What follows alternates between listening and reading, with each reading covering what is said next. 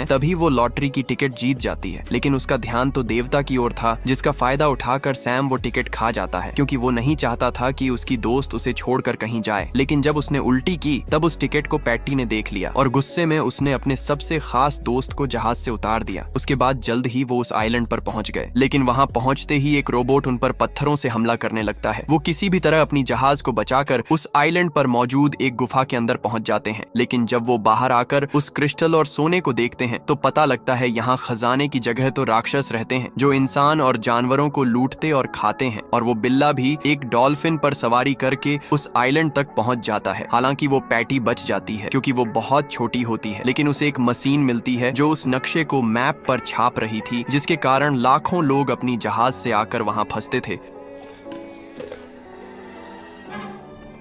उसके बाद सैम को 2 चूहे और मिले जो फीमेल थी। हालांकि वो सैम से बहुत डर रही थी। सैम उसे यकीन दिलाता है कि वो उसके साथ कुछ नहीं करेगा, क्योंकि उसकी भी एक दोस्त है जो उसी के प्रजाति की है। उसके बाद वो सैम को अपने दोस्तों से मिलवाती है जो काफी बड़े स्कॉर्पियंस थे। फिर वो भी सैम को इस आइलैंड की सच्चाई दिखाते हुए बताते हैं कि कैसे इंसानों को यहाँ तक बुलाया जाता है और सभी को मार दिया जाता है। उसके बाद सैम उन चूहों को लेकर अपनी दोस्त को बचाने के लिए उनके टाउन में चला जाता है, जहाँ वो 2 सिर वाले डायनासोर से बच रहे थे। लेकिन जब उसके सर पर भारी चीज गिरती है तो उनका सर कट जाता है, लेकिन उससे 4 सर और आ जाते हैं, जिससे सैम उसे रोककर पैटी को वहां से निकाल देता है, लेकिन वो खुद फंस जाता है। उसके बाद हम उस टाउन के लोगों को देखते हैं जहां सभी उस मूर्ति को बनाते हुए थक जाते हैं। लेकिन उनमें से एक चूहा उनकी ये हालत देख अपने साथियों को छोड़कर इंसानों को पीने का पानी देने लगता है। इंसान को यकीन नहीं होता कि ये चूहा उनकी मदद कर रहा है, जिसे देख सारे चूहे सभी इंसानों को पानी देने में लग जाते हैं। कहते हैं कि बदलाव लाने के लिए एक की ही जरूरत पड़ती है। उसके बाद आती है सीगल की बारी, जो सभी सीगल मिलकर सभी काम करने वाले लोगों को